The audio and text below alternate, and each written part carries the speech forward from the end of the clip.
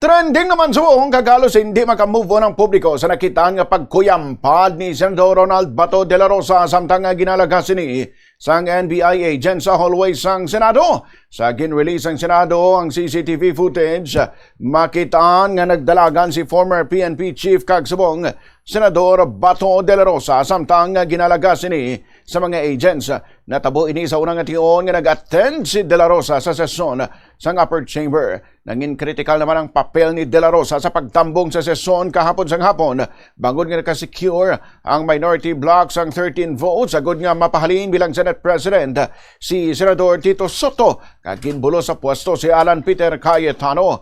Pag-abot sa sulod sang session hall, nagahapo-hapo si de la Rosa, akig kag emosyonal. Samtang ginatamay ang NBI kag ang gobyerno bangod sa ginhimo sa iya. Nasamaran man ang iya duwa katudlo bangod sa lagsanay kag ginapahayag paglambat sa iya sang NBI.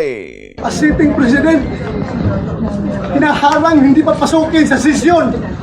Kung ako'y absent, hinahanap na ako ninyo. Sumusweldo. Hindi nagpapakita. Ngayon, papakita ko dito. Oh, hinala ko di ba yung BI? So all of a sudden, why? Sir? Sugat-sugat ako. Why are you here? Pasok! This is the Senate! Wala silang respeto sa institusyon ng Senado. Bakit gano'n ang NBI? Ha?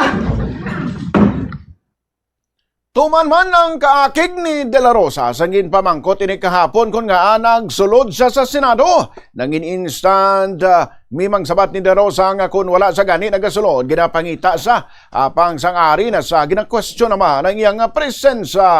Sir, kung kayo na papasok dito.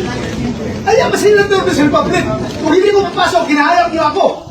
Di ba? Kaya papasok ako, tatanungin niyo ako, bakit ako pumapasok? Nabarian ang naging reaksyon kahapon ni Senador Ronald Bato de la Rosa.